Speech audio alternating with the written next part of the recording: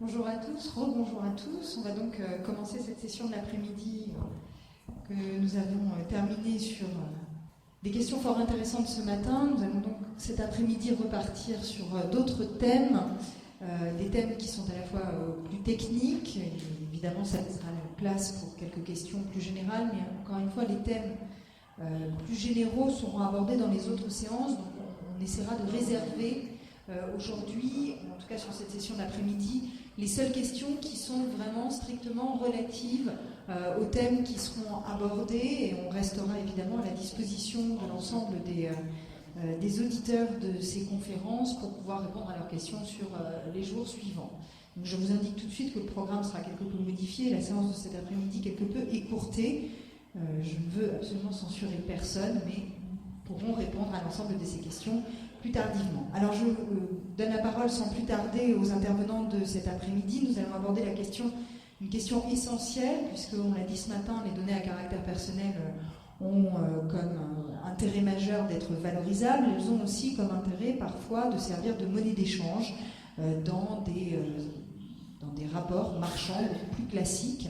La question qu'on va se poser cet après-midi, c'est celle de savoir finalement comment est-ce qu'on peut assurer la protection des données bancaires ou des données qui peuvent servir à un moment donné au paiement lorsque l'on est face aux géants de l'Internet. Deux intervenants vont tour à tour venir répondre à cette question à la fois en droit français, droit européen et en droit brésilien. Dominique Leger pour l'Université de Paris 5 et Alexandre Véronèse, notre hôte, que je remercie chaleureusement pour l'ensemble de cet accueil, pour la partie brésilienne. Je vous remercie beaucoup et je passe sans tarder la parole à Dominique. Merci Madame la Présidente, c'est un vrai plaisir d'intervenir sous votre présidence. Et puis en tant que directeur du CEDAG, je voudrais m'associer aux remerciements qui viennent de vous être faits. Et ça a été vraiment un plaisir d'accepter d'associer le centre à ce projet qui avait été mis en place auparavant et d'être intégré dans. Ça m'a fait un très grand plaisir et je suis très heureux de participer à ce séminaire. Je remercie également les traducteurs qui font un travail très délicat et j'essaierai, contrairement à mon habitude, de parler lentement pour leur permettre de préparer leur traduction. Et alors je remercie également Nathalie Martial de m'avoir sollicité sur ce sujet. Elle connaît ma passion pour Internet, pour les réseaux sociaux, pour les smartphones, et donc j'étais l'interlocuteur qu'il fallait pour traiter ce sujet et qui parle des achats intégrés et des données bancaires.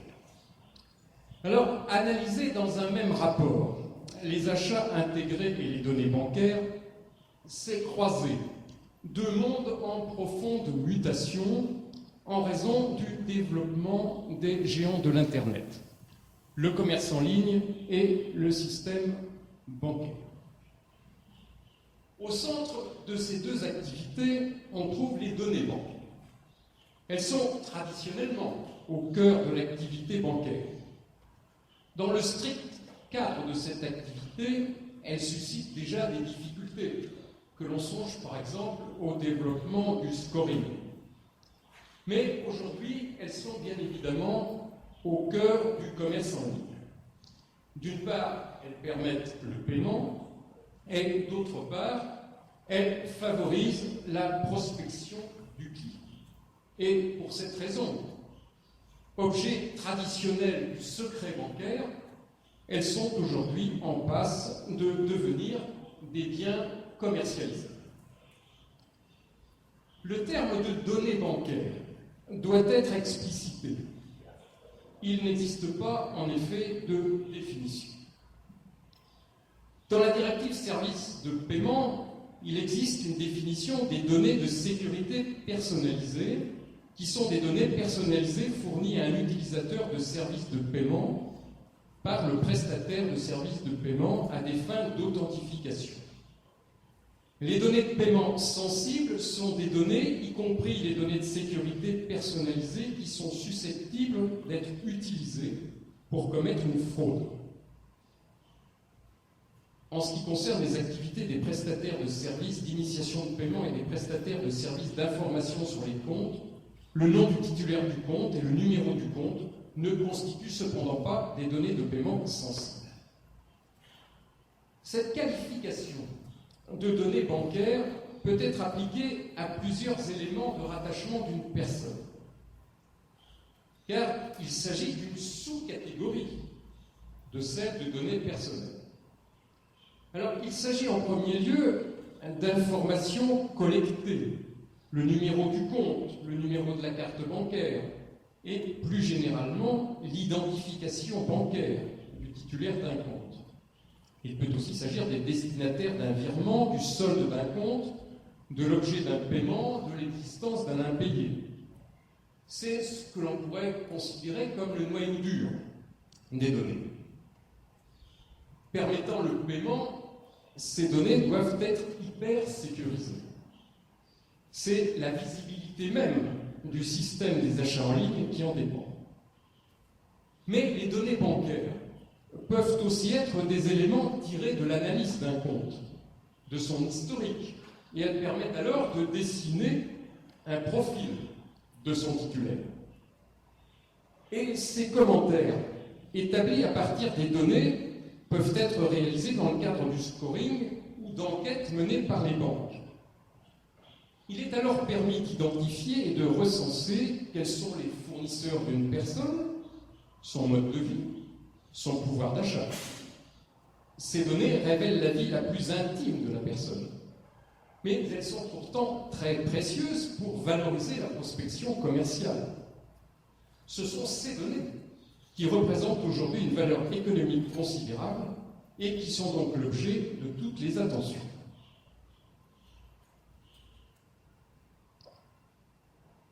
Jusqu'à l'avènement des géants de l'Internet, les données bancaires ne suscitaient guère l'attention. D'une part, seules les banques titulaires des comptes avaient aussi le monopole des paiements, et d'autre part, le secret bancaire quasi absolu protégeait alors le titulaire d'un compte. Et d'autre part, le client n'avait pas besoin de communiquer ses données à des tiers pour obtenir des services. La fin programmée du monopole bancaire bouscule la donne. Depuis quelques années, il existe des prestataires de services de paiement chargés de cette seule fonction, qui ne sont donc pas les banquiers habituels des clients. La future directive services de paiement, dite DSP2, élargit encore le nombre des acteurs pour y intégrer précisément des acteurs nés avec l'avènement d'Internet. Il y a création du statut de ce que l'on appelle le third party payment, et comme il a été écrit, ce statut est une révolution. Les banques vont laisser la clé d'accès à ce qu'ils sont de plus précieux, les données des comptes bancaires. On est en train de réinventer le monde de la banque en découpant la chaîne de valeur.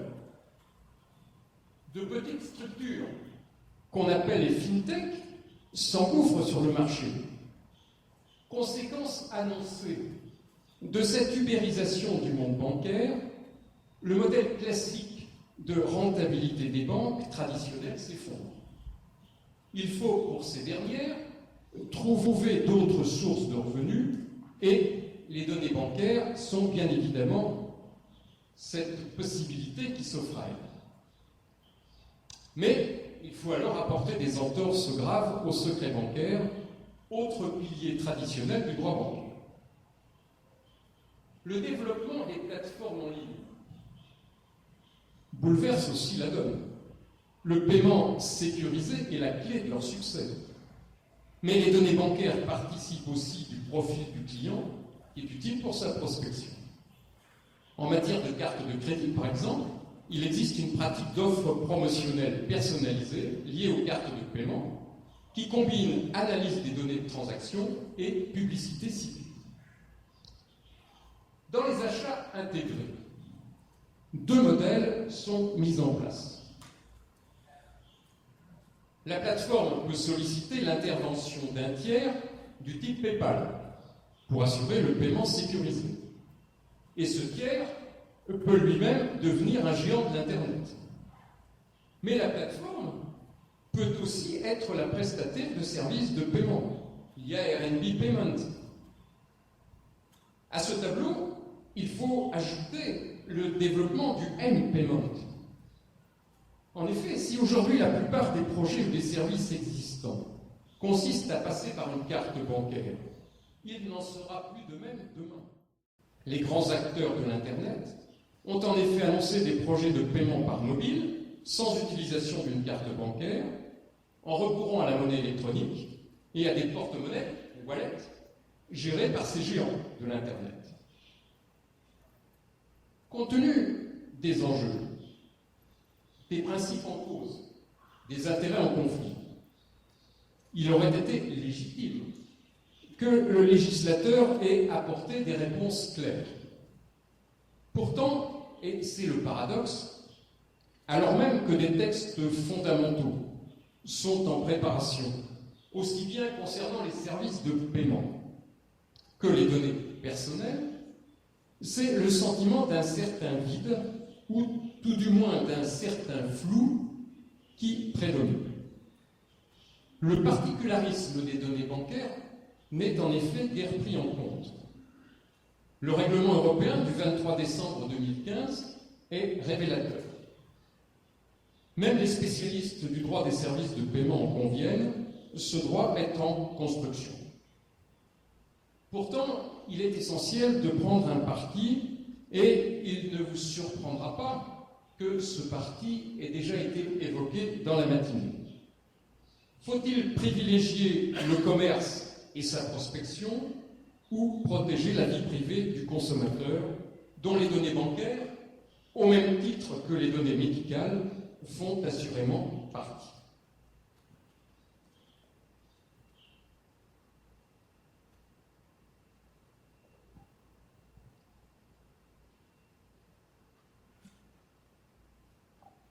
Les enjeux dépassent le consommateur titulaire d'un compte et initiateur d'un paiement. La réponse pour cette raison ne peut être purement contractuelle. En effet, le client est dans une situation d'infériorité et ne mesure pas les enjeux et les conséquences des autorisations qui lui sont demandées et qu'il pourrait donner. Le client ne veut que deux garanties. En premier lieu, il souhaite que son achat réalisé par le commerce en ligne soit bien effectué et que la communication de ces données, qu'elle soit à un vendeur ou à un prestataire, ne soit pas source de fraude possible dont il pourrait être victime. En second lieu, nul consommateur spontanément ne souhaite que ces données bancaires puissent être communiquées à des fins commerciales et puissent par la suite favoriser une prospection agressive. Dans la perte du monopole bancaire, il veut simplement voir un progrès, des paiements sont facilités au maximum et au moindre coût, sans que pour autant les garanties du monopole bancaire, qu'il s'agisse du secret et de la sécurité des opérations, soient affaiblies. Est-ce que le modèle économique nouveau, rendu possible par la révolution numérique, permet encore cette conciliation? Ou faut-il admettre que le nouveau commerce suscite inéluctablement la réduction du secret bancaire et la perte de contrôle d'une personne sur une partie des données bancaires? Tel est l'enjeu du débat qui ne fait que s'ouvrir. Qui va être gagnant de l'ubérisation en cours? Les banques traditionnelles, les fintechs ou le client qui se voit proposer de nouveaux services par des nouveaux acteurs? Le droit bancaire illustre ainsi parfaitement les enjeux actuels du droit des données personnelles. Sont-elles un élément de la vie privée ou une valeur patrimoniale? Comment concilier l'intime et le commerce? Pour répondre à ces deux interrogations, le droit positif semble apporter une réponse contrastée. Si la sécurisation des données bancaires semble devoir être assurée, il n'en va pas de même de la commercialisation de ces données. Commençons par envisager la sécurisation des données bancaires à l'épreuve des achats intégrés. Cette sécurisation est bien évidemment le premier enjeu du développement des achats intégrés. Il en va de l'intérêt de tous les acteurs.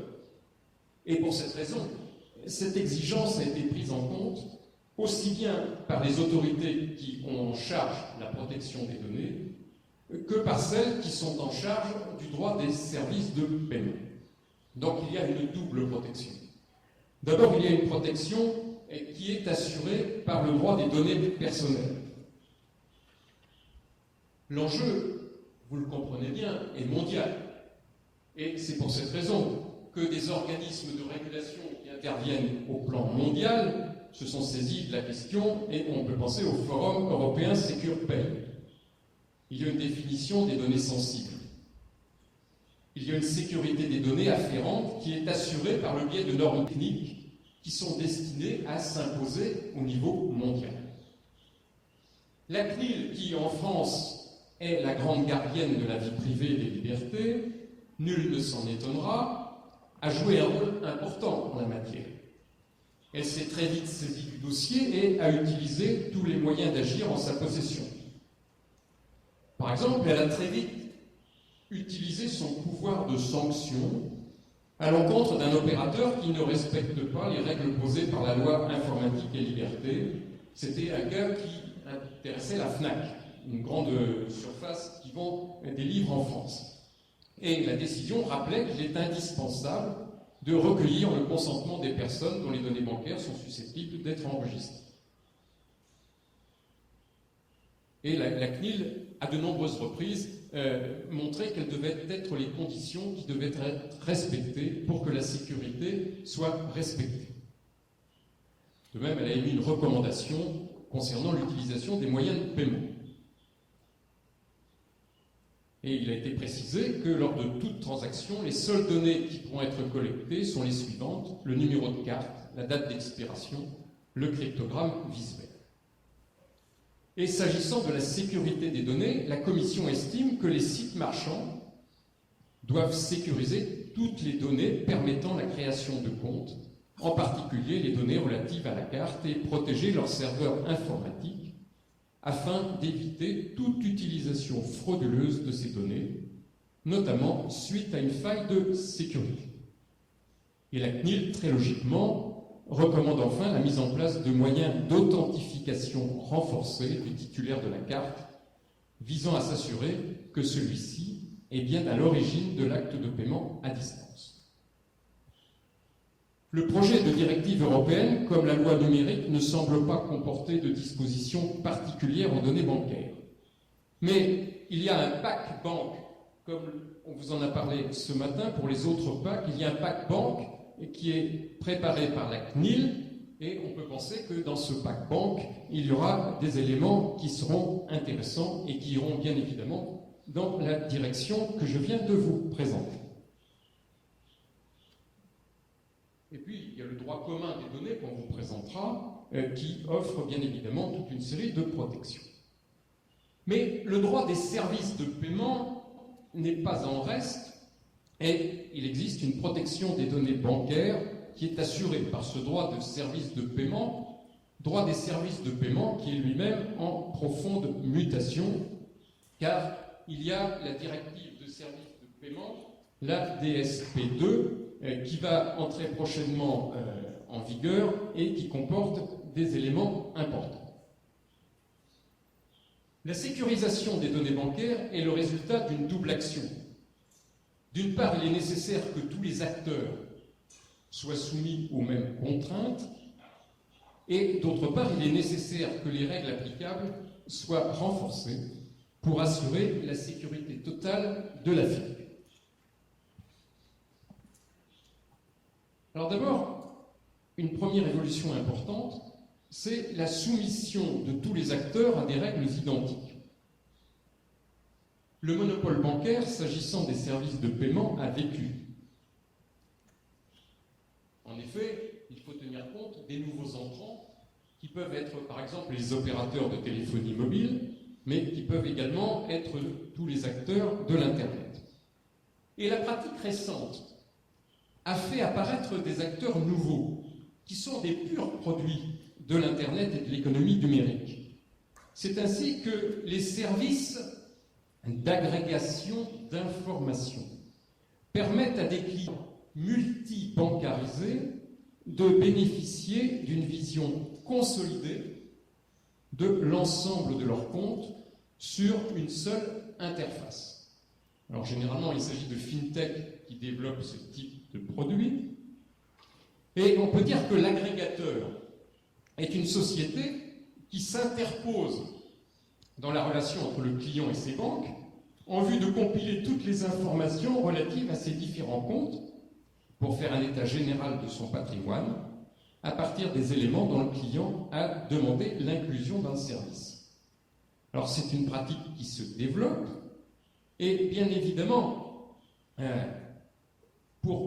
cette pratique constitue aussi une menace parce que certes il y a un service très intéressant pour le client qui va avoir une vue générale de tous ses comptes, mais bien évidemment les agrégateurs qui ne font pas payer le service ou très peu cher se rémunèrent parce qu'ils vendent les données qu'ils ont pu récolter et qui pourront servir de prospection commerciale.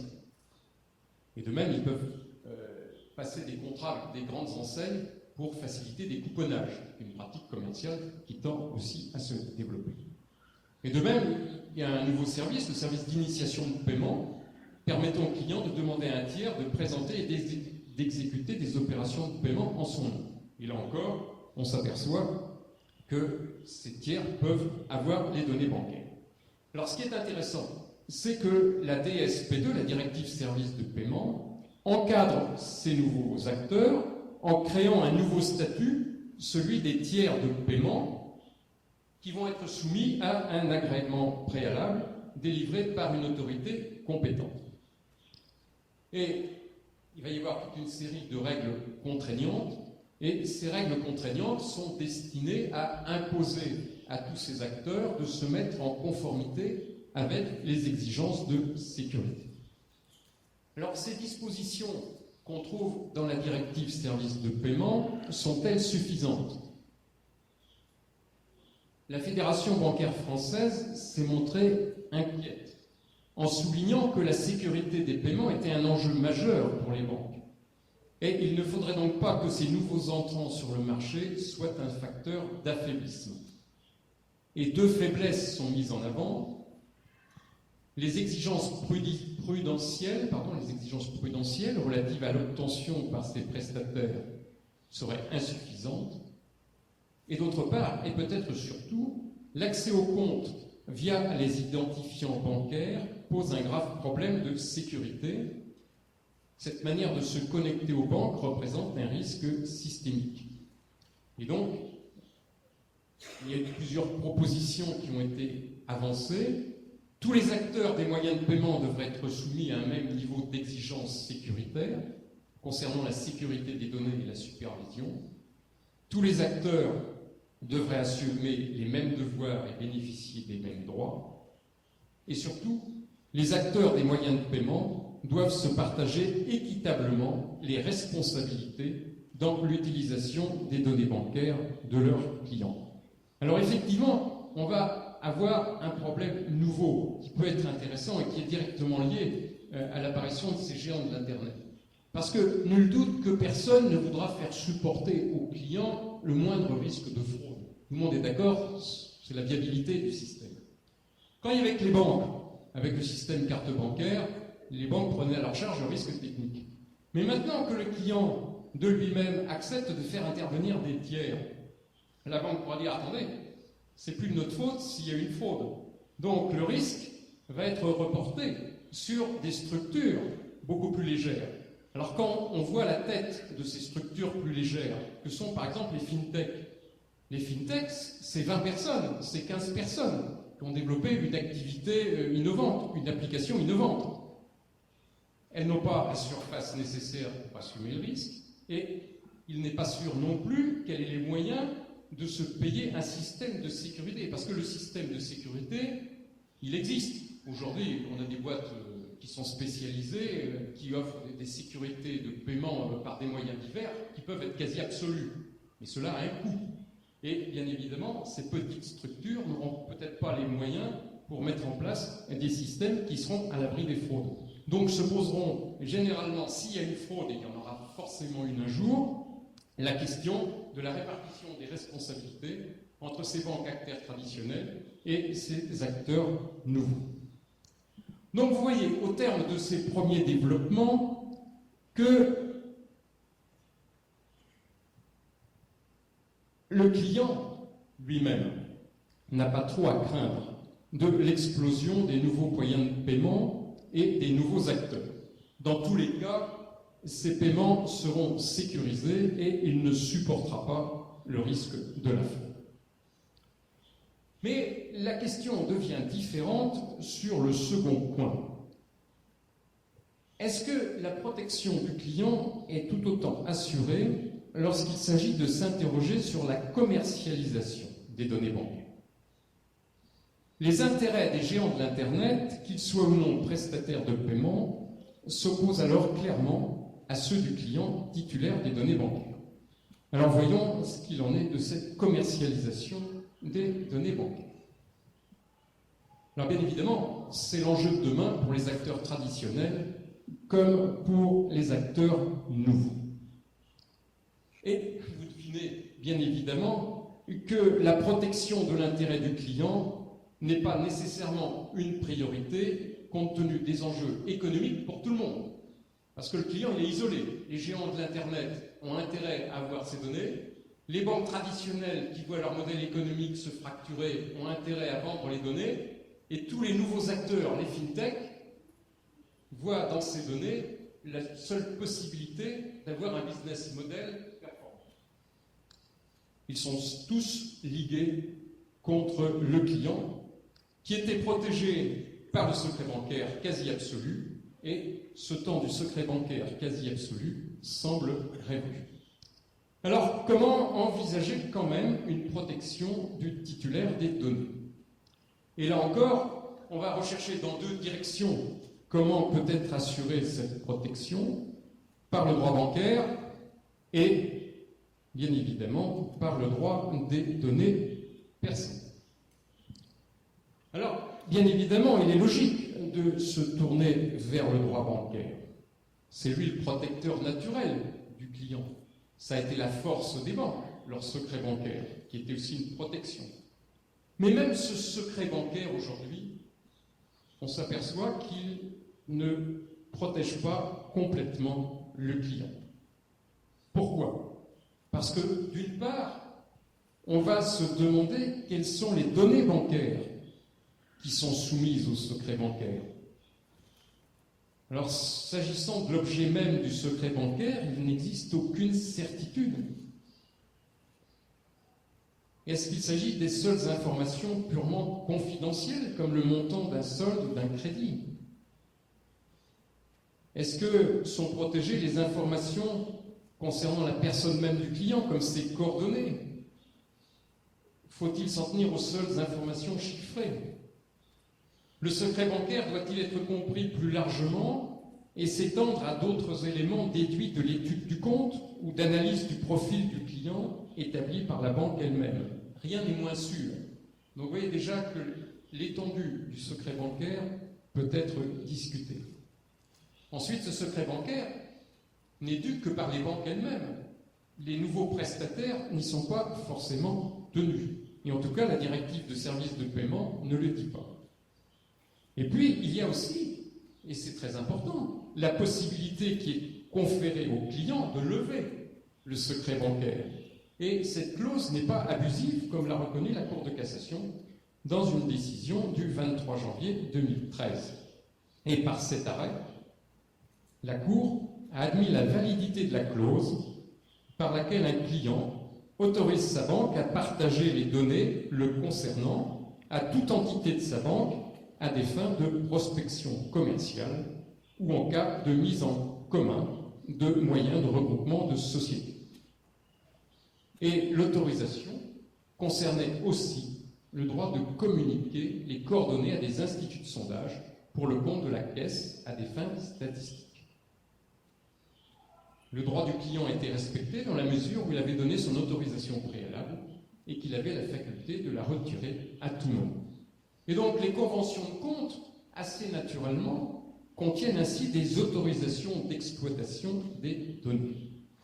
Et là, on voit bien que le client ne se rend pas forcément compte de la portée de l'autorisation qu'il donne quand il signe une convention bancaire et qu'il y a un alinéa qui concerne la protection de ces données personnelles. Et les textes en préparation ne sont pas forcément rassurants. Il y a plusieurs textes. Il y a celui sur la monnaie électronique. Celle-ci est relativement muette. La directive service de paiement ne dit rien de spécifique. Il y a un article 94 et elle autorise le traitement des données à caractère personnel par les systèmes de paiement et les prestataires. Le projet de la directive DSP2 n'aborde pas non plus la question de l'encadrement des pratiques d'offres promotionnelles liées aux cartes de paiement. Donc vous le voyez, on s'aperçoit que, alors que ça aurait pu être un sujet majeur, le droit des services de paiement, le droit bancaire, ne s'attache pas beaucoup à la protection des données bancaires.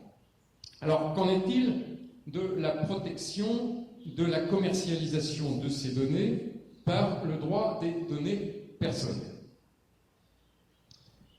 Alors là, on peut envisager plusieurs types de protection.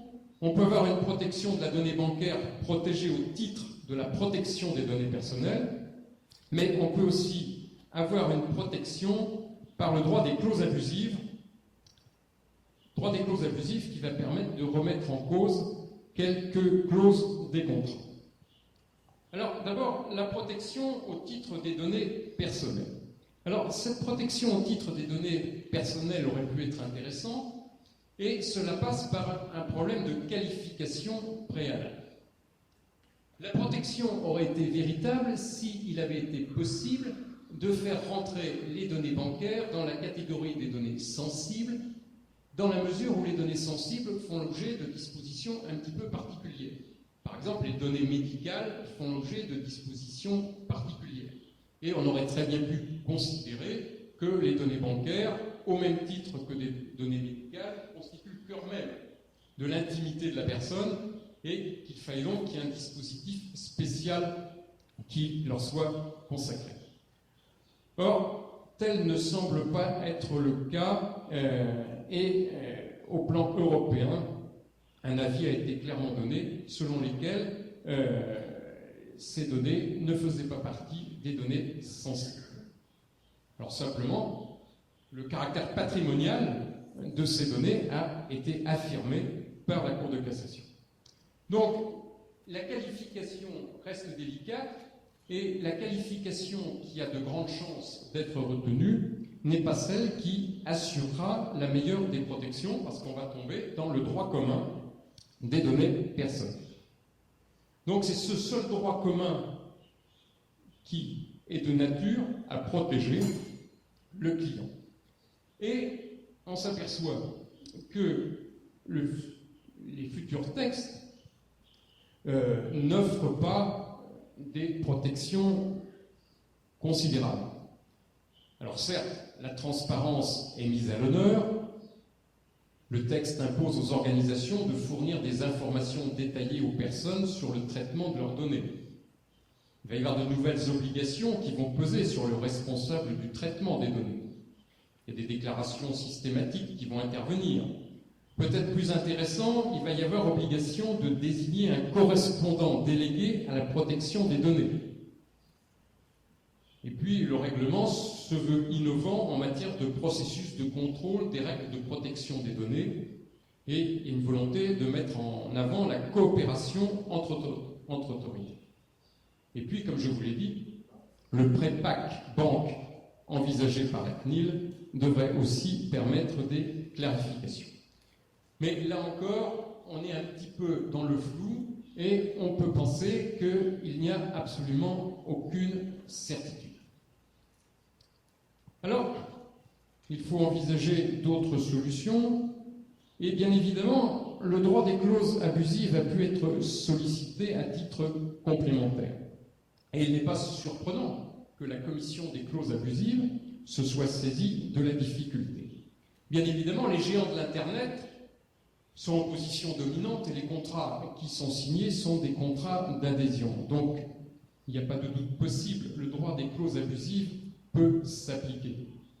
Et bien évidemment, on va trouver dans les contrats des clauses qui créent un déséquilibre, dans la mesure où on trouve souvent des clauses relatives à la protection des données, mais ces clauses sont très générales, et très souvent, le client, quand il donne son accord sur le service, donne implicitement un accord sur la protection de toutes ces données, sans que des domaines particuliers, des actions particulières soient visées. Et très récemment, c'est Facebook qui a été condamné à retirer l'une de ces clauses parce qu'on a considéré que les contrats qu'il y ait Facebook à ses utilisateurs contenaient des clauses qui étaient trop inégales et trop dangereuses pour la protection des données. Et là, c'est ma conclusion, on touche au problème fondamental, parce que je vous ai expliqué quel était le droit positif, mais concrètement, le problème majeur, et on l'a évoqué ce matin, c'est le problème du consentement. Alors, les acteurs français disent que le droit français est le plus protecteur parce qu'on a un système d'opt-in et qu'il faut vraiment donner le consentement. Et quand on voit tous les contrats qui sont proposés, on insiste sur le consentement qui a été donné par le consommateur, par le client, à l'utilisation de ces données. Et toutes les clauses de tous les nouveaux acteurs ont des dispositions. Ce qui fait que du point de vue des acteurs économiques, ils ont le sentiment de protéger pleinement le consommateur. Mais c'est vrai que le consommateur n'a pas conscience, quand il signe une convention générale, de l'utilisation qui peut être faite de ces données. Il pense qu'il y a une utilisation limitée, alors que ça peut être une utilisation complètement générale. Donc effectivement, comme on l'a évoqué ce matin, il faudrait peut-être envisager un nouveau modèle, mais il faut bien reconnaître qu'il va être quand même très difficile de lutter contre ces modèles économiques nouveaux. Et puis il y a quand même une question de fond, c'est que les clients sont quand même tous très contents de profiter des nouveaux services. Et ces nouveaux services sont gratuits. Et je ne pense pas que les clients soient d'accord pour payer, ou il y aurait une toute petite minorité qui serait d'accord pour payer ces services. Donc le modèle s'écroulera, à mon sens. Donc c'est pour cette raison qu'il y a une première difficulté. Et puis la seconde difficulté, et à mon sens, elle est peut-être encore plus terrible, c'est que dans quelques années, le géant de l'Internet, il sera devenu votre banque. Donc il n'y aura plus d'intermédiaire. Ce sera Amazon, par exemple, mais ça peut être Facebook, je ne sais pas lequel, ça peut être Google, le même qui conduira votre voiture, qui dirigera votre maison.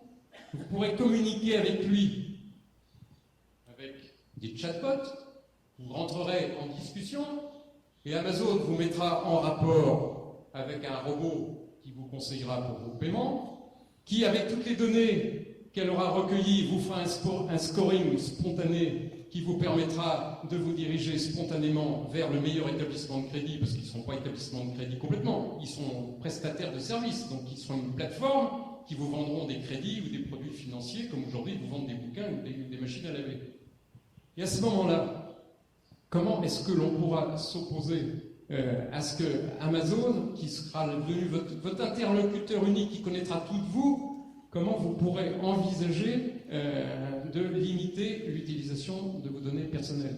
Vous serez mis dans la gueule du loup, le loup vous aura mangé, et il ne sera plus possible de sortir de la gueule du loup. Alors, j'ai bien conscience que c'est compliqué, puis alors, il y a quand même aussi un autre problème, à mon sens, mais c'est pour ouvrir le débat, c'est que on va avoir tendance, comme c'est souvent en France, à faire plus de droits, plus de lois.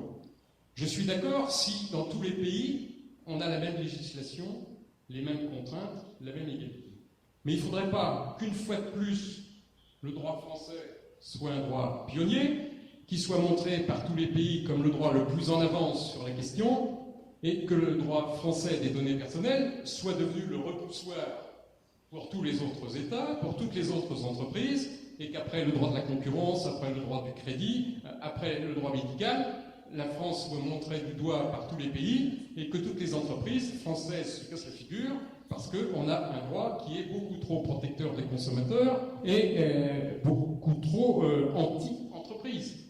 Et alors là, il faudrait quand même pas qu'à l'heure qu'il y ait un nouveau business model qui se met en place, les entreprises françaises, parce qu'il y a peut-être quand même des entreprises qui peuvent se développer.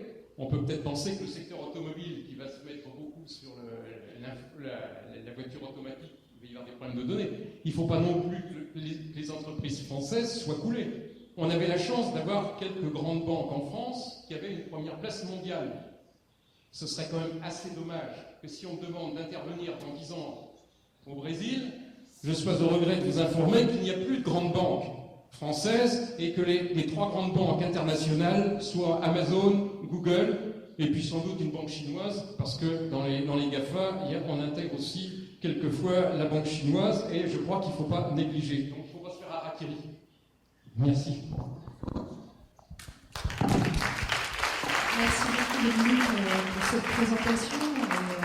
Alors peut-être que sans faire plus de droit, on pourrait faire mieux du droit et envisager que la loi soit un moyen de mettre en place des solutions qui soient plus vertueuses et que finalement on puisse aller vers à la fois trouver le point de consensus entre la protection des données et le développement de ce secteur.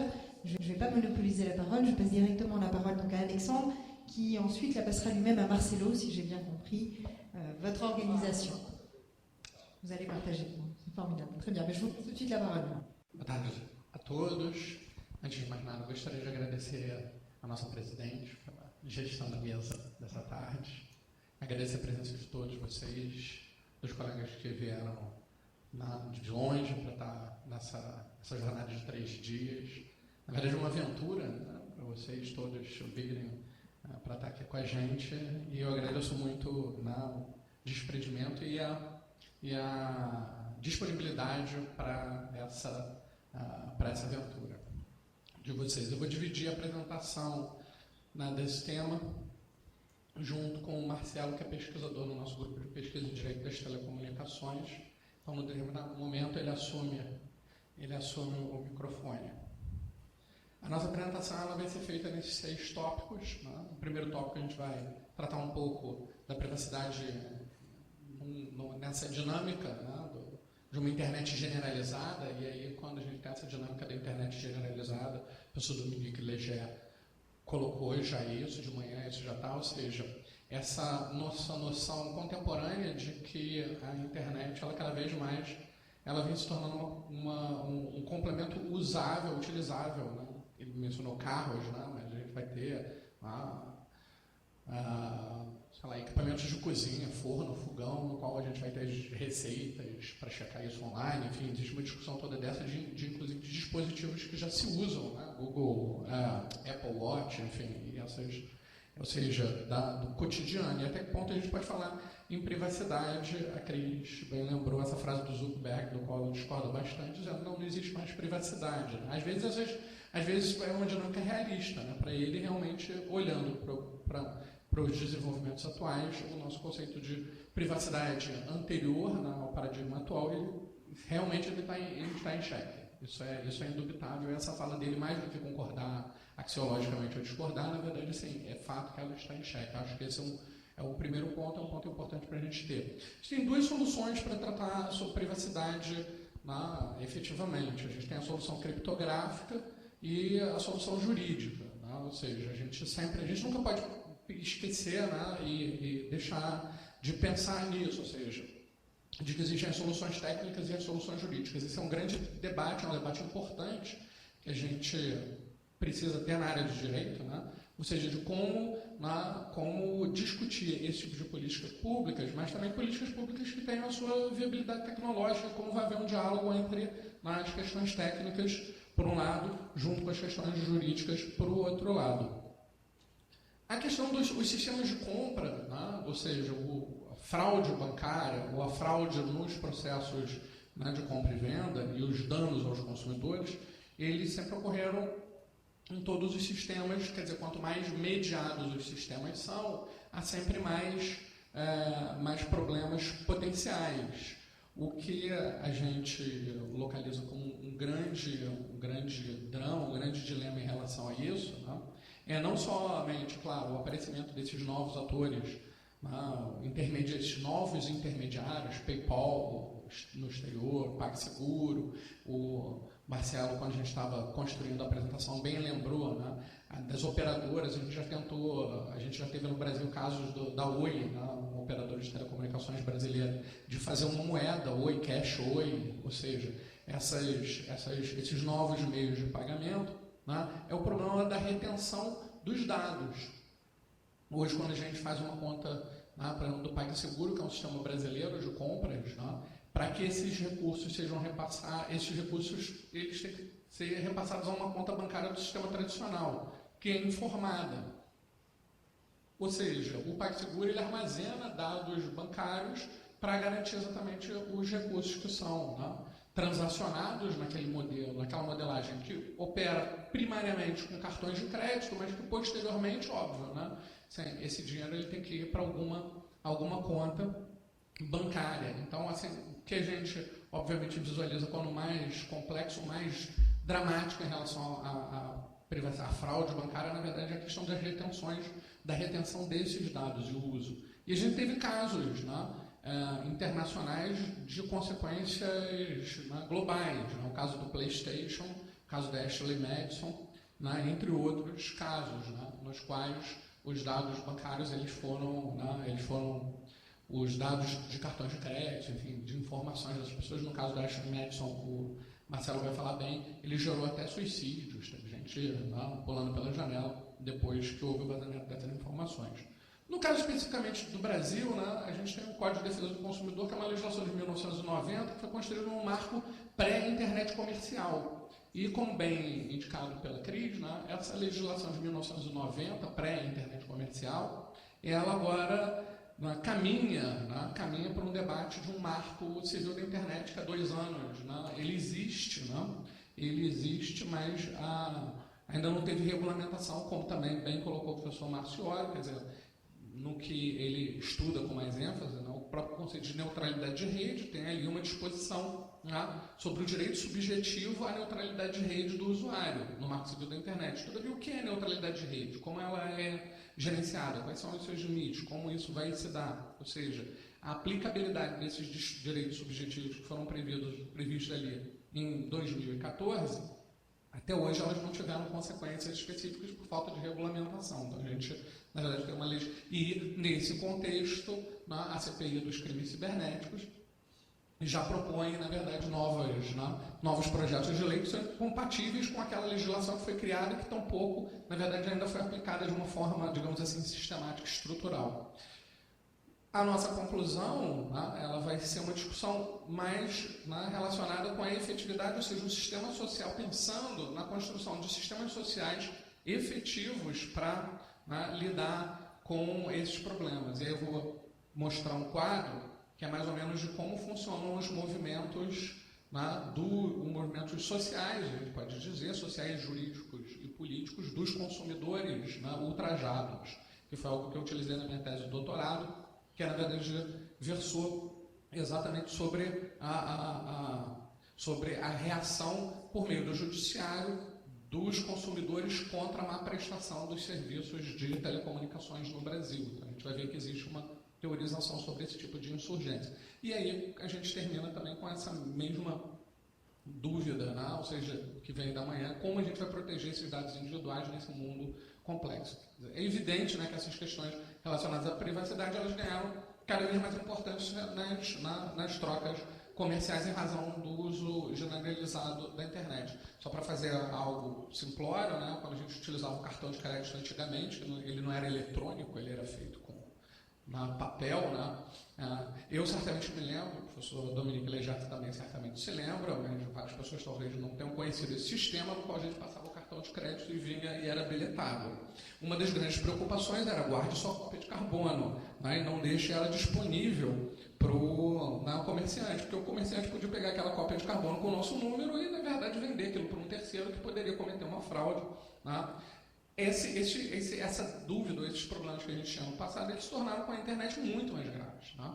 Então, a gente até, lembrando de uma discussão grande que se tem na teoria social, né, na teoria sociológica sobre o fenômeno da internet, a gente pode dividir em dois grandes campos, né, as pessoas que olham o mundo e os analistas sociais que olham o mundo e veem o mundo da internet. Parte desses analistas sociais diz o seguinte: olha, o mundo mudou completamente, as nossas estruturas cognitivas sociais e, consequentemente, agora a economia, o direito, elas se alteraram de sobremaneira. E elas se alteraram em tal grau que elas exigem novas formas de sociabilidade de práticas sociais. Consequentemente, a gente vai ter que repensar a regulação e o direito. Esse é um campo. No outro lado, você tem um conjunto de teóricos sociais que diz o seguinte: não, olha, todos os problemas que a gente está pensando aqui, privacidade, fraude bancária, eles sempre existiram. Eles agora ganham uma nova dimensão, é verdade, mas essencialmente, cognitivamente, eles são os mesmos problemas anteriores. É sempre bom a gente pensar nessas duas dinâmicas quando a gente olha esse tipo de problema, de questão. A gente, nessa apresentação, a gente está muito mais preocupado para o business, para o consumidor e menos com o B2B. A gente acha que o B2B, de certa maneira, o tráfego de informações intrabancárias, por exemplo, entre os bancos, que aqui no Brasil a gente tem uma rede intrabancária que é seguritizada pelo Instituto Nacional de Tecnologia da Informação, que gerencia a infraestrutura de chaves públicas, que é um sistema de criptografia assimétrica, e que é um sistema forte de criptografia. Esse Instituto Nacional de Tecnologia da Informação, ele faz com que o tráfego de informações intra-sistema bancário, que ele opere de uma forma tranquila, e isso não me parece algo de uma grande preocupação, pelo menos nesse primeiro momento. O problema realmente ele passa para o consumidor, que é sempre acaba sendo a parte mais fraca da internet. Fiz só um resuminho, dizendo que, claro, existem limites para criptografia, de criptografia para segurança. Eu fiz uma pesquisa, junto com a Cris, inclusive, que trabalhou no Instituto Nacional de Tecnologia da Informação, como assessora. E lá, os sistemas de criptografia assimétrica, eles são bem funcionais. E eu não coletei informações de estudos na internet sobre isso, mas a gente pode ter certeza que grande parte das fraudes bancárias, elas, ou pelo menos as mais cotidianas, elas são ligadas a bons sistemas sociais de roubo de informação, e não propriamente a grandes falhas técnicas de sistema. Ou seja por um bom artífice, um hacker, com um razoável sistema computacional, muitas vezes também não estamos falando de grandes sistemas, monstruosos sistemas com grande poder computacional para ficar utilizando sistemas de quebra de chaves que exigem uma grande potência computacional, mas às vezes com artifícios mais evidentes. E, obviamente, fraudes que são de cunho social, qual seja essa de roubar o carbono da lata de lixo, essa de olhar na digitação da senha, etc., que são sistemas, na verdade, que são mais generalizados do que a gente poderia imaginar dessas fraudes bancárias no sistema técnico. Agora, existem limites, evidentemente, para a criptografia. Depois do Wikileaks, do Snowden, a gente tem essa dimensão cada vez mais. Agora a gente está vendo Panama Papers, enfim, de que existem limites para a segurança, evidentemente, apesar do que os sistemas não digam. As relações comerciais de consumo, dessas modalidades mediadas, elas não são novas. Elas existem desde que a gente tem o desenvolvimento de sistemas de comunicação, o sistema postal, o sistema telégrafo, telefônico. Eles facilitaram a realização. A internet, nessa chave, ela é uma evolução dessas trocas mediadas. Eu fiz um pequeno quadro, tentando pensar num histórico desses sistemas, e foi daí que eu acabei chegando à conclusão, fazendo esse quadro, digamos assim, a partir de um método de indução e depois de dedução. Qual será que, hipoteticamente, que seria o problema mais complicado? E, obviamente, eu cheguei nessa conclusão de que o drama, o maior drama, o problema mais difícil de ser regulado, hipoteticamente, em relação aos sistemas mediados, não, é certamente a questão da retenção, né, numa avaliação de riscos hipotética, acho que é a questão da retenção dessas informações de terceiros, né, ou seja, de como, na verdade, esses dados eles vão ser mantidos, guardados pelo fornecedor, seja para uso futuro, seja para aquele uso momentâneo, porque também você pode ter um vazamento no uso momentâneo, né? Ou seja, um vendedor que diz, não, eu não guardo nada do seu cartão de crédito. Não obstante, posteriormente, o seu cartão de crédito aparece, né, fazendo compras. Ou seja, né, a retenção dessas informações ele é o dado mais complicado. No Brasil, a gente teve uma ocorrência recente, peculiar, né, e aí talvez, acho até uma boa pergunta para deixar para a gente discutir. A gente teve um julgado muito recente, né, no qual, Marcelo me corrija se eu estiver errado, né, no qual a Suprema Corte do Brasil, né, o Supremo Tribunal Federal, decidiu que os dados das transações bancárias podem ser acessados pela Receita Federal sem a oitiva prévia da Justiça, não é isso? Né? Ou seja, teoricamente, para avaliação da Receita Federal, ou seja, para a fiscalização tributária no Brasil hoje, todos os dados bancários de todos os cidadãos brasileiros, né, pelo menos os taxpayers, né, de todos os pagadores de tributos que têm portadores de CPF, eles, na verdade, são examináveis por um fiscal da Receita, um auditor, claro, com todo um sistema. A Receita não permite que um auditor de Brasília, em princípio, pegue, por exemplo, dados de São Paulo. Existem vários níveis de acesso ao sistema da Receita. Não obstante, há 5, 10 anos atrás, né, havia um camelô em São Paulo que vendia, né, dados da Receita Federal, inclusive ele vendia lá as declarações de imposto de renda do senhor Fernando Henrique Cardoso, que por acaso era o presidente da República à época que a venda estava ocorrendo. Né? Ou seja, o que mostra, na verdade, que esses dados bancários eles eram facilmente acessáveis, né, desde que você encontrasse alguém. E veja, estamos falando de algo assim que era normal, ele estava ali na rua, né? Isso foi uma matéria jornalística. Né? Ou seja, para provar, evidentemente, que esses dados não eram muito confiáveis. E antes, para que eles fossem acessados, né, era necessário, né, ter, isso a gente está falando do sigilo da Receita, ou seja, como a Receita guarda os seus dados. Né? Ou seja, e hoje os dados bancários eles são acessados pela Receita e certamente, né, se não mudou o sistema da Receita, né, se não fecharam a banca desse camelô, esses dados estão, né, ali disponíveis. Ou seja, até que ponto o próprio sistema, com base no interesse público, porque é óbvio, é interesse público que as pessoas paguem, não só neguem imposto no Brasil, né, e a nossa taxa de sonegação é alta. Então, permitir que a Receita Federal tenha acesso aos dados é algo que, hipoteticamente, abstratamente, é a concretização de do interesse público, evitar combater a sonegação. Né? Mas não por acaso, a gente sabe que isso também sempre envolve potenciais outros riscos. Né? E sempre tem um intermediário. Né? Consequentemente, acho que o professor Dominique já falou melhor do que eu poderia falar, né? Tradicionalmente ele seria, né, o emissor da moeda, num segundo momento uma instituição bancária, num terceiro momento uma instituição operadora de crédito e agora num quarto momento a gente está passando para sistemas, né, intermediadores novos, né, inclusive PayPal, PagSeguro, né, e a gente pode pensar até num quinto momento, no qual, na verdade, porque todos esses 4 momentos pretéritos, eles ainda estavam relacionados ao papel moeda, né, ou pelo menos uma fixação de valor, né, uma fixação de valor ligada à moeda emitida por estados nacionais. E no momento que a gente pensar hipoteticamente, por exemplo, num fortalecimento de Bitcoin ou de moedas sociais, que é algo que existe, né?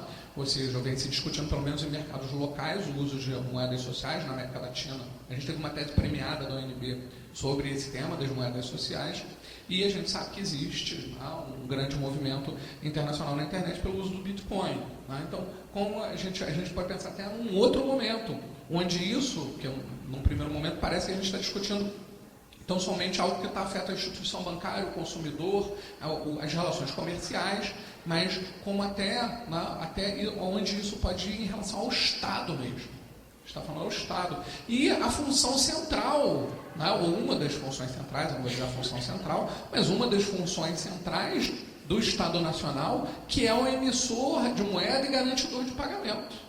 né? Se a gente fala de uma... Hipoteticamente, se a gente imagina a generalização do Bitcoin, a gente está... Né? Ou a generalização também de moedas por baixo, né? Moedas locais, até que ponto isso tem o potencial, né, de colocar em xeque os estados, né, como emissores de moeda e gestores, né, de política macroeconômica. Né.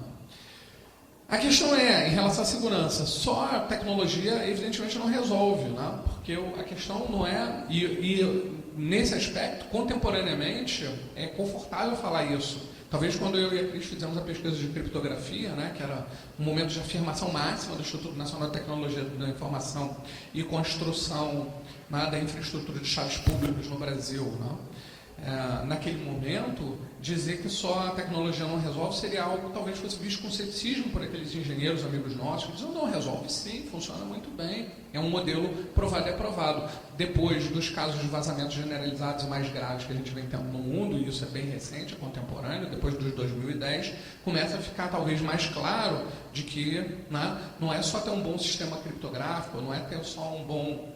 Né, não é só ter um bom sistema tecnológico que vai fazer com que a gente tenha garantias, especialmente garantias sociais. Ainda mais se a gente pensar, na verdade, em direitos subjetivos, né? Em direitos dos cidadãos, né?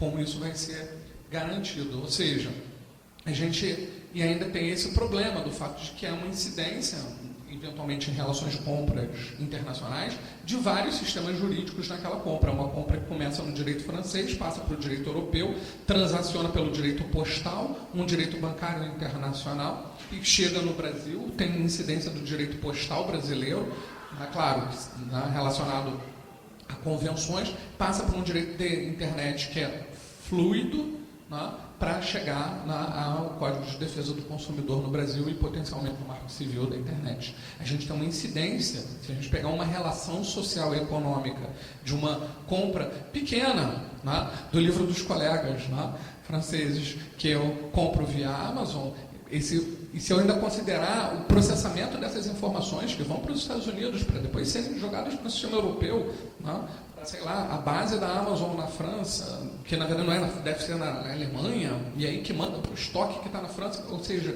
é um empilhar de sistemas jurídicos, é um empilhar de normas e de sistemas jurídicos. Ter isso e aclarar essas relações, até academicamente, seria um bom exercício, que a gente pudesse, na verdade, fazer um rastreamento e meio que mapear compras modelos, elas passam por onde? No sentido de localizar a incidência e ver, né, um direito transfronteiriço em relação a uma relação social efetivamente existente e não tão somente hipoteticamente considerada. Porque a gente vai achar que uma compra de um brasileiro de um produto na França ou vice-versa, que ela vai envolver só o direito do Brasil e da França. E não é, pior, ela vai envolver, né, eventualmente o direito dos Estados Unidos, o direito... Né, e há uma desterritorialização, algo que desde os debates iniciais da globalização, na década de 80, final de 80, até agora sempre se foi enunciado, ou seja, uma desterritorialização, que faz com que continua incidindo para a gente uma grande crise jurídica, que é o problema da jurisdição e da definição territorial desse direito de cunho nacional, não é isso? E agora eu passo para o Marcelo falar dos casos internacionais de vazamento e continuar.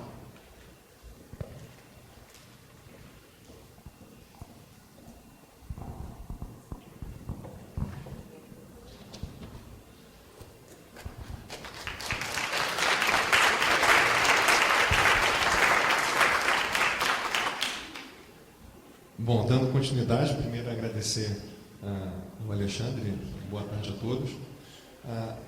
A ideia, nós selecionamos 2 casos que chamaram muito a atenção de vazamento, de grandes vazamentos de dados pessoais e bancários internacionais. Isso, diversos casos têm ocorrido no mundo.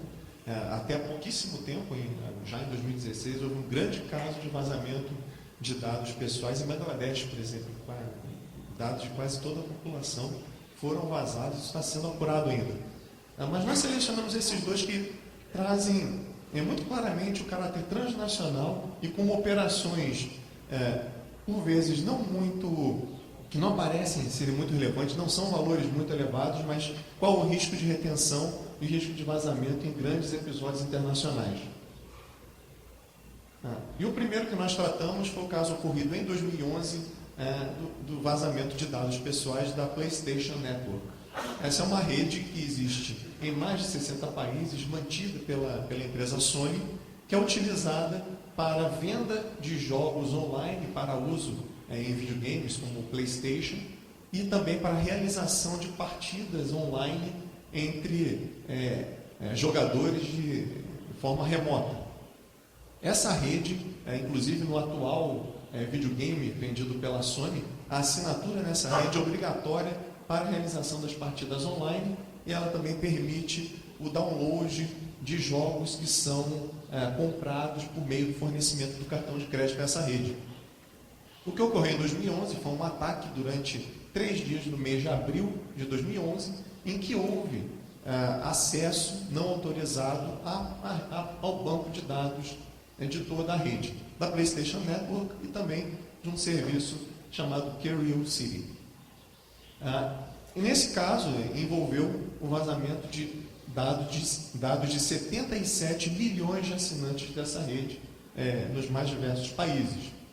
O fato foi descoberto alguns dias depois somente pela Sony, em que verificou que certamente dados pessoais como nome, endereço de e-mail, datas de nascimento, eles certamente foram capturados pelo grupo hacker que promoveu o ataque. E que eles não sabiam dizer se os dados bancários, os dados referentes a cartão de crédito, haviam ou não sido também vazados. Houve na época, inclusive, acusações de que o grupo Anonymous seria o responsável, porque ele havia feito uma ameaça um mês antes, poderia promover um ataque contra a PlayStation Network. Isso não foi confirmado. Fato é que em diversos países ocorreram apurações em relação ao ocorrido. A Sony é uma empresa japonesa e, naturalmente, no âmbito dos Estados Unidos foram promovidas diversas ações coletivas contra as subsidiárias da Sony naquele país. Essas ações coletivas foram ajuizadas em diversos tribunais do estado da Califórnia, onde fica a sede da empresa nos Estados Unidos, e ao final foram reunidas e no ano passado foi firmado um acordo pela empresa na qual houve o pagamento estima-se, de 15 milhões de dólares em compensações aos usuários da rede naquele país. É interessante observar a atitude da empresa à época do vazamento, em que o site deles permaneceu durante quase um mês sem funcionar, sem que essa rede tivesse acesso. Fizeram um programa com a doação de jogos, a possibilidade de download gratuito de jogos para que os clientes, os assinantes retornassem ao uso da rede, porém ainda assim essas ações acabaram resultando num acordo que prevê aqueles que aderiram nos Estados Unidos a novos downloads de jogos e também a compensações financeiras dependendo da condição e do tipo de assinatura que possuem à época. Também nos Estados Unidos, o Congresso americano, por meio de uma comissão, fez questionamentos formais à Sony sobre o ocorrido em decorrência da preocupação do respeito ao sigilo de dados bancários. Da mesma forma, no Reino Unido, o regulador de segurança da informação, chamado Information Commissioner's Office, emitiu uma multa de 250 mil libras à Sony em decorrência desse vazamento. No Canadá, também o regulador independente de sigilo de segurança da informação produziu um relatório em que ressalta como o caso PlayStation Network ele revela a gravidade que pode atingir um vazamento de dados em uma rede, um banco de dados de caráter transnacional como aquele.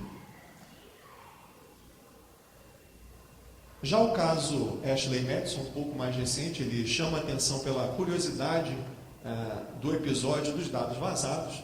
Ashley Madison é um site de relacionamentos mantido pela empresa Avid Media Life, que é uma empresa sediada no Canadá, e a ideia dessa rede social da Ashley Madison é promover encontros de pessoas casadas. Então, inclusive o lema da empresa a vida é curta, viva um caso. que é interessante que um grupo hacker fez uma ameaça a Ashley Madison e acabou conseguindo invadir o banco de dados dessa empresa. Capturou os dados de 37 milhões de usuários no mundo todo, sendo que desses 37 milhões, estima-se que 3 milhões de usuários aqui no Brasil e um número entre 300 e 700 mil usuários na França. Após a captura desses dados, que foi confirmada no mesmo dia pela empresa canadense, o grupo hacker fez uma ameaça de que, caso o site não fosse tornado indisponível, fosse retirado da internet, devido ao caráter que ele tinha de promoção da infidelidade, esse grupo que se disse ativista ameaçou o vazamento de todos os dados pessoais na internet. A empresa se posicionou imediatamente, indicando que entendia que aquilo não era um caso de ativismo hacker, mas sim de um crime cibernético de vazamento, que prometia um vazamento deliberado de dados e não atendeu, obviamente, aos pedidos do grupo. O grupo, primeiramente, vazou todos os dados na Deep Web e, posteriormente, mais alguns dias, colocou num site que era possível fazer consulta por meio do nome e obter todos os dados que estavam cadastrados na rede, desde nome, endereço, até dados referentes ao número do cartão de crédito para pagamento do uso da rede e também os dados de fantasias sexuais dos usuários, o que mostra o risco imenso de fornecimento de dados de caráter pessoal em um site que não adotava medidas de segurança, ao que parece, adequadas. De igual forma, foram ajuizadas ações tanto no Canadá quanto nos Estados Unidos em relação aos danos causados pelo vazamento, e como o Alexandre já havia adiantado, a polícia de Toronto investigava, ainda no ano passado, pelo menos 2 casos de suicídio em decorrência do vazamento desses dados. Os 2 casos são muito interessantes para ilustrar exatamente os riscos existentes na não adoção de mecanismos criptográficos adequados e também no risco de retenção de dados de caráter extremamente pessoal, desde o dado bancário até um dado que comprova um caso extraconjugal na internet. Avançando para como a legislação brasileira tem enfrentado a questão do sigilo dos dados bancários pelos prestadores de serviços, pelas empresas de venda de produtos online, nós trazemos inicialmente o Código de Defesa do Consumidor Brasileiro, é uma lei de 1990, Lei 8.078, e que é considerado um código protetivo ao consumidor moderno. Ele traz diversas regras gerais sobre as relações entre consumidores e os provedores de bens e serviços, naturalmente criado ainda no ambiente de comércio comum, comércio normal, já que em 90 a internet apenas se iniciava. E ele traz principalmente meios processuais específicos em relação a demandas do consumidor junto ao Poder Judiciário, como também a possibilidade de sanções administrativas por descumprimentos de regras de defesa do consumidor, que podem ser propostas por órgãos de defesa do consumidor, também traz possibilidades de atuação de ações de caráter coletivo. Especificamente, quanto ao comércio eletrônico, em 2013 foi editado um decreto regulamentando a aplicação das normas de defesa do consumidor para o comércio eletrônico, o decreto 7.962. E das diversas regras referentes a questões como oferta de bens e serviços, de que forma, quais são as regras que devem ser seguidas por sítios da internet que promovam isso, ele traz e reforça a importância do respeito aos dados bancários dos usuários. Então, ele tem um artigo específico em que coloca que é a responsabilidade do fornecedor, ou seja, daquele que provê o comércio eletrônico, tanto em vendas de produtos quanto de serviços igualmente eletrônicos, é que ele é responsável pela segurança dos dados bancários retidos. É importante ressaltar que o decreto ele não entra em especificidades técnicas de como isso deveria se dar. Ele apenas estabelece, de forma geral, a responsabilidade civil do provedor, caso ele não respeite ou não adote mecanismos de sigilo adequados. A combinação das normas desse decreto com as normas específicas do Código de Defesa do Consumidor já trazem a possibilidade de demandas por indenização de danos causados por vazamentos, pelo nosso entendimento. Ainda avançando na legislação brasileira, o Marco Civil da Internet, que já foi citado desde o painel da manhã, ele também traz, dentro das suas normas específicas, quanto ao regramento das relações jurídicas na internet, ele ressalta os direitos, como direitos subjetivos, o direito à privacidade e à proteção de dados pessoais. Então, ele explicita a necessidade de observância desses direitos no âmbito das relações jurídicas travadas na internet. Em 2 artigos específicos, ele vai tratar da retenção de dados pessoais e de dados de acesso, tanto por provedores de internet quanto por provedores de serviços de aplicativos na rede. E estabelece também sanções pelo descumprimento de algumas dessas regras. Perdão, era a versão antiga de trabalho nossa. Enfim, eu ressalto aqui, sem entrar em maiores detalhes sobre o Marco Civil, mas é importante colocar no artigo 10, especificamente quanto à proteção de dados pessoais, ele ressalta a necessidade de observância da preservação da intimidade, da vida privada, da honra e da imagem. Isso também já foi discutido, especialmente no painel da manhã, da necessidade, obviamente, de ponderações dos direitos que são colocados no Marco Civil. Mas, de toda forma, ele coloca como regra geral a proteção desses direitos.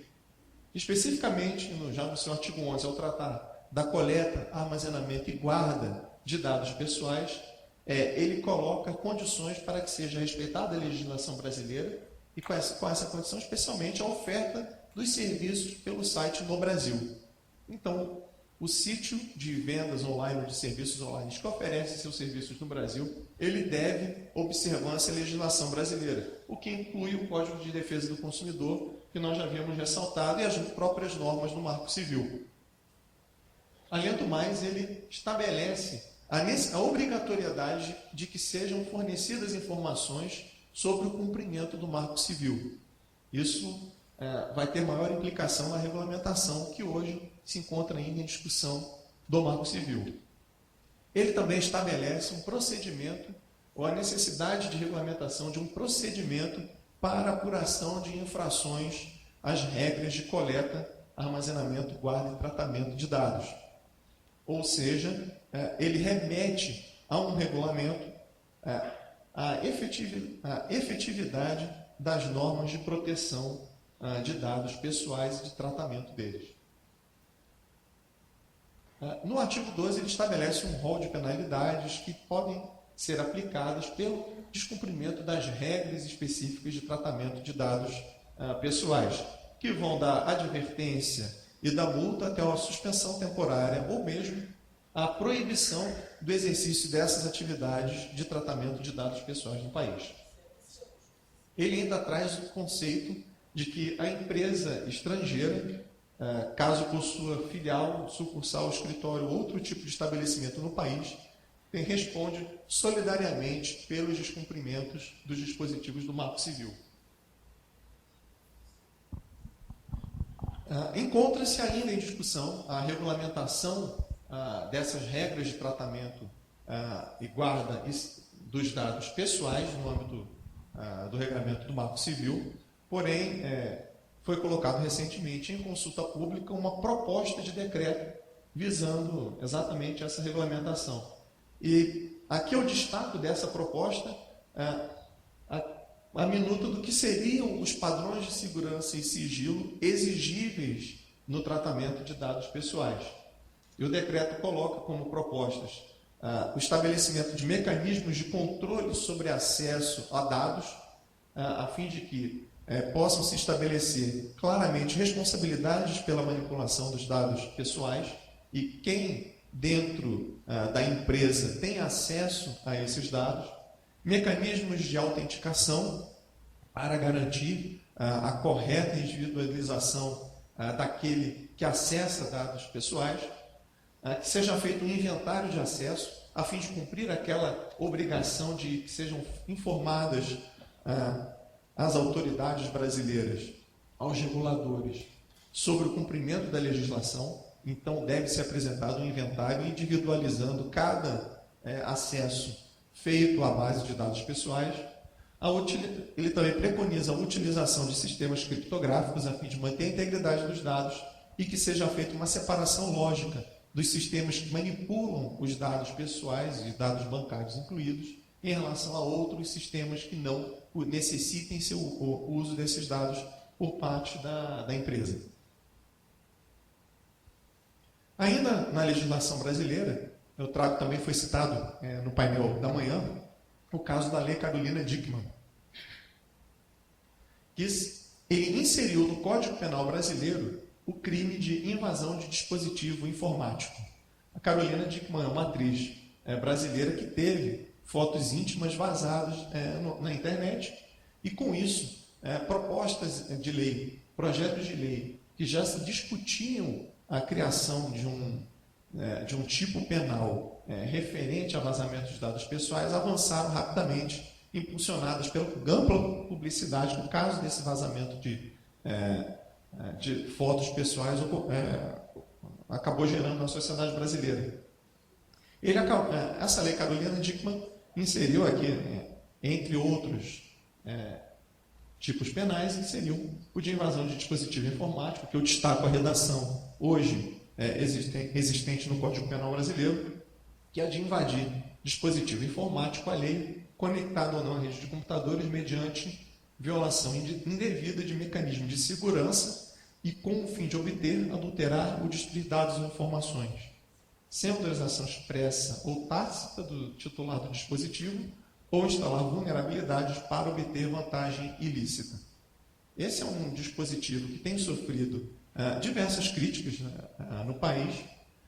Uma delas refere-se à necessidade de existência de intenção de obtenção, adulteração ou destruição de dados ou de obtenção de vantagens ilícitas. O mero acesso, a mera invasão de um dispositivo informático que não tenha essas finalidades não seria tratado como crime na legislação brasileira. Isso tem sido motivo de muita discussão, inclusive no relatório da CPI de crimes cibernéticos, esse assunto foi tratado. Existem projetos de lei que visam ampliar esse tipo penal a fim de abarcar toda e qualquer invasão de dispositivo. E nesse ressalto, já concluindo a minha participação, que seguem outras pretensões regulatórias no país em relação ao tratamento e à garantia de integridade dos dados pessoais e evitar o seu vazamento, bem como o tratamento dos novos mecanismos de pagamento, como o Alexandre ressaltou. Nós caminhamos, e também o professor Dominique, nós caminhamos para meios de pagamento por instituições não bancárias, não financeiras, e a Lei 12.865, do ano de 2013, trouxe alguns dispositivos que buscam inserir no direito bancário brasileiro a possibilidade de que instituições não financeiras promovam meios de pagamento. E essa lei ela ressalta, inclusive, a participação das empresas de telecomunicações e também do regulador brasileiro de telecomunicações, a fim de viabilizar o uso da telefonia celular como um meio de pagamento e um meio de implementação de política pública de expansão do sistema financeiro a pessoas que hoje não têm acesso.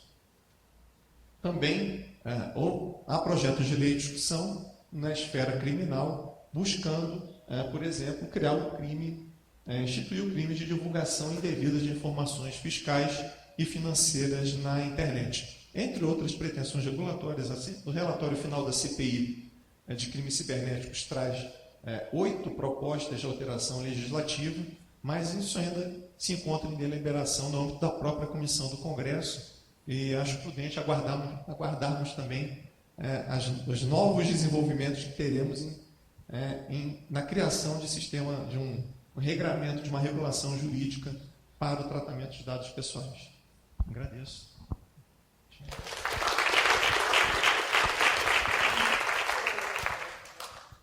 Só para a gente terminar, uns 5 minutos, já dado o avançado da hora, né? Para não ficar falando muito. Não. Eu só acho que é legal, eu só quero mostrar esse quadrinho, que eu acho que é da Civil Rhodes, e na verdade mostrar uma conclusão que é evidente, óbvia, né? Ou seja, que a gente está num momento de transição e de alterações, né? E é muito perceptível isso, especialmente no país. O estudo da Civil Rhodes foi na América Latina como um todo sobre problemas posteriores à privatização dos serviços de telecomunicações e, né, ela acabou fazendo esse quadro, que é um pouco complicado assim, de ver, mas que, de uma forma geral, ele varia da institucionalização das táticas dos consumidores para fazerem valer os seus direitos, né, baseados em 2 eixos, de radicalidade ou de institucionalização da tática. Para a gente pegar, né, isso, né, boicote, né, recusa de pagar contas como ações radicais, né, e tinha um que era quebra-quebra, que eu não estou achando aqui. Né? Mas, enfim, né? Ou seja, até a instituição de sistemas rotinizados, né? E de demandas. Ou seja, a gente pode pensar da insurgência do consumidor, sociologicamente, desde a forma mais brutal, né? O quebra-quebra de equipamentos, né? Enfim, né? Até boicote, negativa de pagar conta, etc., até mecanismos institucionalizados, digamos assim, bem mais civilizados, não é isso? Né? Ou seja, de reclamações administrativas, judiciais.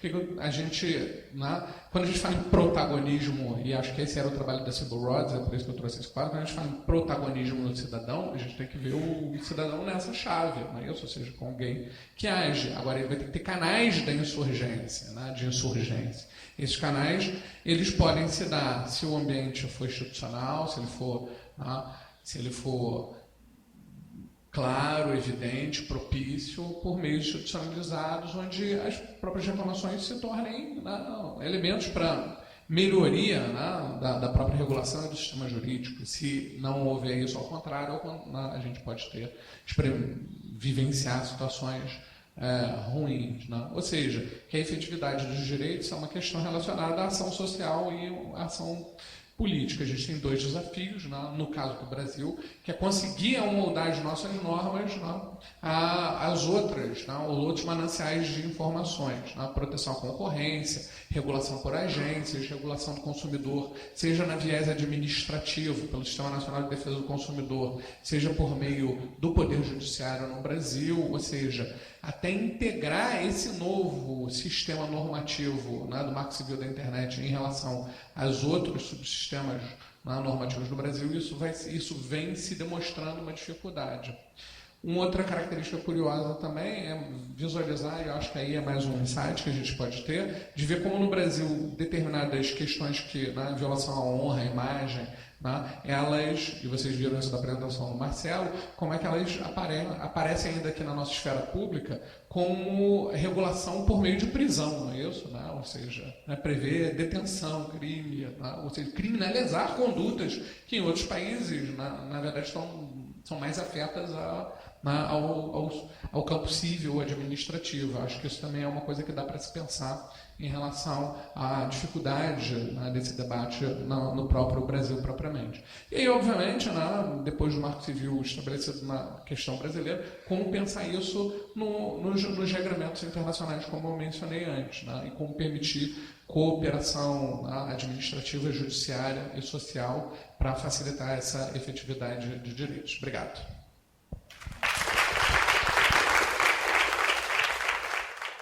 Muito obrigada pela intervenção dos dois, do Alexandre e do Marcelo. Foi muito interessado e quero só compartilhar com você o fato de que as duas ações, no caso a PlayStation, no caso Ashley Madison, é sempre uma ação coletiva dos consumidores que permite de ajudar as pessoas concernadas pela fraude.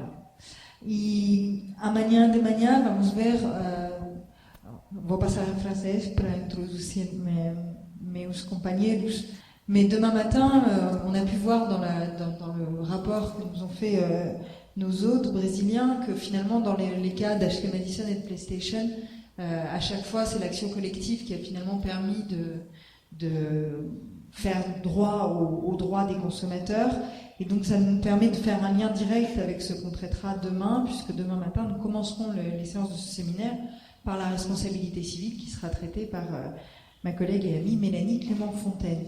Avant de fermer la session de ce soir, est-ce qu'il y aurait, j'autorise une question de la salle, parce qu'après, avec le jet lag, pour nous, il est très tard, et je crains que nous ne soyons plus tout à fait capables de répondre à vos questions. Et s'il y a une question qui est absolument essentielle sur les thèmes de l'après-midi, sinon je vous propose qu'on la reporte à demain, puisque nous serons encore là pour répondre à toutes vos questions. J'avoue que je ne suis pas très incitative sur le fait de poser des questions. Alors s'il n'y a pas de questions, je vais fermer cette première séance et remercier vraiment très très chaleureusement nos traducteurs, parce que vu la technicité des débats, ce n'est pas toujours évident. Merci beaucoup.